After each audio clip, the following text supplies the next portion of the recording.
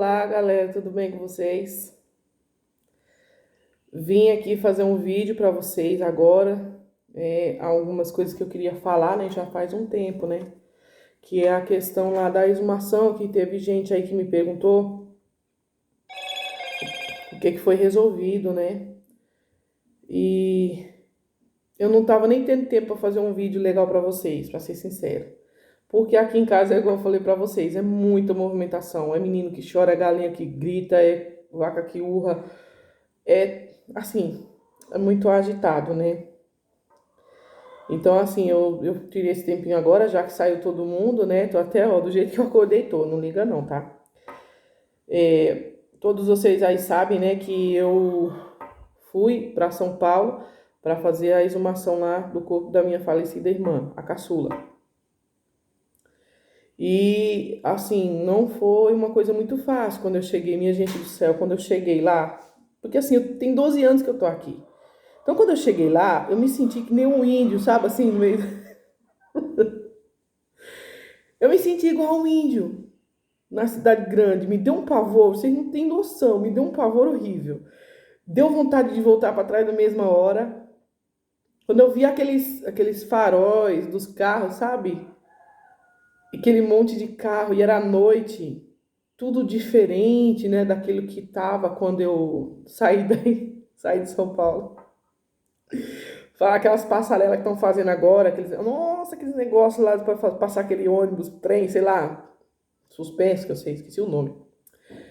Eu fiquei, aí cheguei na casa que eu cheguei lá e fui bem acolhida. Graças a Deus eu fui bem acolhida. Só que eu fiquei num quarto sozinha, né? Nossa, quando eu fechava a porta do quarto, eu bati aquele desespero em mim. Falei, meu Deus, eu preciso voltar. O que que eu tô fazendo aqui? O que que eu vim fazer aqui? Me deu aquele desespero. Ó, pensa no desespero. Ó, era desespero mesmo, de verdade. Eu chorava, eu ficava desesperada, ligava aqui em casa, falei, pelo menos se eu falar com o pessoal de casa, eu vou pelo menos conseguir apaziguar um pouquinho, né? Era como se eu tivesse me apartado de um segundo pro outro, assim, da minha família. Pensa num trem estranho. Não sei se você aí já passou por isso, mas só quem já passou é que sabe. E aí, voltando aqui ao processo da questão da exumação, é assim. A minha irmã, ela faleceu há 3 anos, completou 3 anos em junho desse ano aqui, de 2024. Bastante jovem, né? Ela tirou a própria vida e foi lamentável, né? Até que muitos de vocês que estão no canal, que vêm de lá do Reforma Aqui, vocês me viram lá naqueles vídeos numa outra época em que eu estava bastante, principalmente bastante deprimida porque tinha acabado de acontecer. E foi uma fase muito difícil para mim, muito ruim.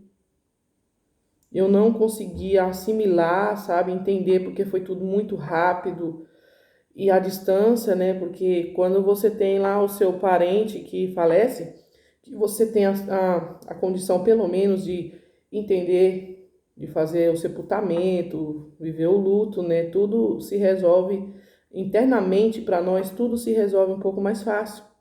Mas você imagina um ente querido seu que falece, você não tem muitas explicações, você só ouve pela boca dos outros, cada um fala uma coisa, cada um dá um ponto de vista, e você se sente perdido, tem que ficar perguntando para um e para outro, tentando juntar aquelas peças para você conseguir entender o que que aconteceu, né?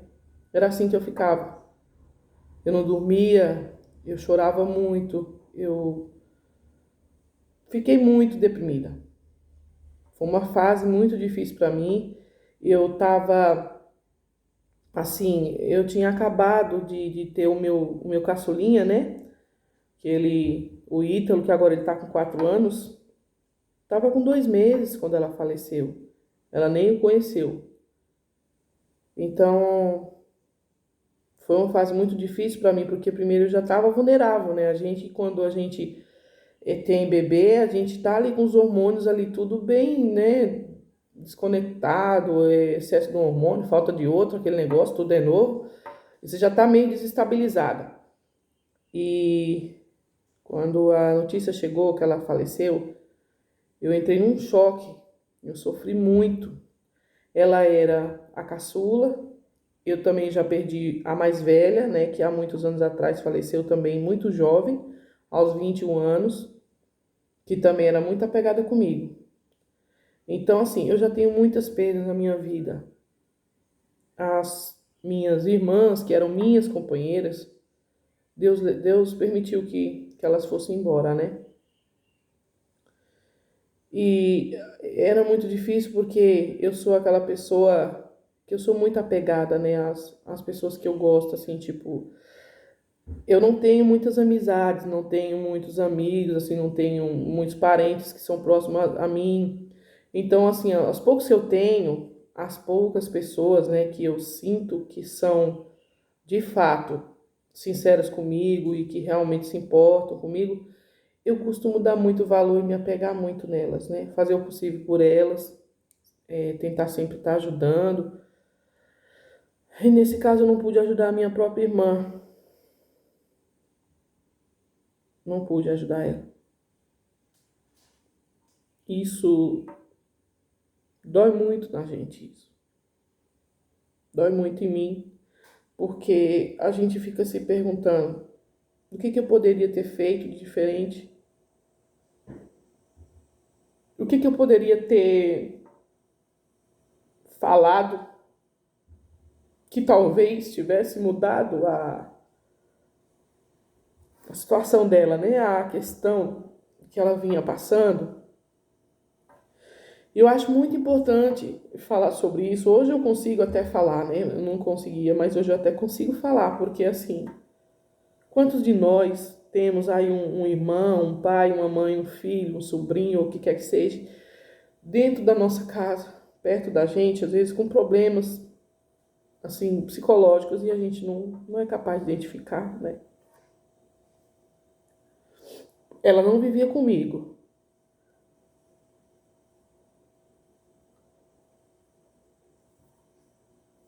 mas a gente se falava praticamente todos os dias. Todos os dias. E eu não pude ajudar ela, porque assim, ela escondia muito, né, do que ela sentia. Ela não falava. Ela, quando a pessoa até externa, né, fica mais fácil. Num processo de terapia, costuma-se dizer assim que você entender que você tem um problema e saber que precisa de ajuda já te garante pelo menos assim uns 70% da cura do seu problema. Que é o que muitos não conseguem fazer, né? Tem muita gente que sente, que sofre, não consegue identificar. Normalmente eles associam a várias coisas. Eles acham que é um período difícil que eles estão passando, talvez um término de um relacionamento, talvez um, um desgaste emocional, talvez uma falta de convivência em família, né? Tudo é uma explicação, quando na verdade a raiz do problema ela é muito maior, ela é muito mais profunda. A minha irmã ela era cheia de amigos, ela era uma pessoa cheia de vida, ela era animada, ela era sempre muito para cima, ela era muito feliz. Ela era uma pessoa aparentemente muito feliz. Então, quando ela faleceu sozinha dentro de casa. Quem encontrou ela falecida foi meu sobrinho, que só era ela e o filho dela. Então, ele já tinha seus 18 anos, né? E só moravam os dois só. E foi muito triste, né? Então, para ele foi muito difícil. Ele teve que fazer um tratamento psicológico, né? Por quase 2 anos, para conseguir assimilar tudo aquilo, né? Porque não foi fácil. Ela já estava falecida no quarto já, provavelmente há aproximadamente 2 dias, por conta dos sintomas cadavéricos que ela já apresentava, né? Ela estava já bastante passada, né? Vamos dizer assim. E o interessante é que ela não demonstrava, sabe? minha gente. Ela fazia chamadas de vídeo todos os dias, praticamente, fazendo café na casa dela, eu aqui, e ela fazendo o cafezinho dela. E ela não demonstrava. Ela sabia o que ela podia apresentar para nós ou não. E ela sempre foi uma pessoa que, em se tratando de mim, eu acho que muitas das vezes ela poupava até mais a mim do que a minha própria mãe, a mãe dela. Ela tinha uma relação assim de respeito muito grande, de amor muito grande, né? Principalmente ela comigo, com meus filhos. Então ela sempre ela pensava primeiro o que aquilo ia trazer de sofrimento para mim. Era como se eu fosse a mãe dela. Ela às vezes falava isso, nossa, você é mais velha que eu sou, perdão, você é mais velha que eu. Então tem horas que eu, sei lá, sinto como se você fosse a mãe da família. Ela dizia assim, né? Porque sempre que alguém na minha família tem uma dificuldade, o pai, a mãe, o irmão, é sempre eu que chego lá para cuidar. E eu mostro assim interesse e o cuidado pelo amor que eu tenho, né?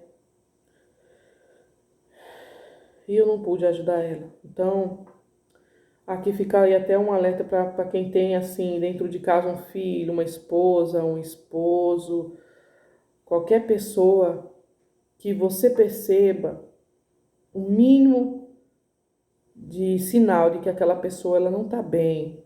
Se ela se isola, porque a minha irmã se isolava muito. Ela morava aqui, saía daqui, ia morar em São Paulo do nada, ela sempre estava se afastando da família, sabe? Ela se isolava. E mesmo com todas as amizades que ela tinha, que a casa era cheia, ela proporcionava coisas boas para os amigos. A casa dela era sempre assim, muito churrasco, festa e tudo, né? Ela morreu sozinha. Então preste atenção, você que tiver um parente, quando você ouvir um filho seu falar que está sentindo alguma coisa, dê a extrema atenção. Uma mãe, um pai, dê a extrema atenção que você puder, dê atenção, dê carinho, porque muitas vezes isso aí resgata a vida da pessoa a tempo. Muitos deles que passam por isso, eles estão apenas querendo atenção, querendo se validar, né? Tipo, são pessoas que às vezes eles não têm estrutura mental para suportar certas coisas, principalmente abandonos, né? Como é que eu posso dizer? Rejeição. São aquelas pessoas que têm uma dificuldade maior em se sustentar no mundo, né? A não ser que existam outras que fiquem validando a existência delas. Isso é real, isso acontece.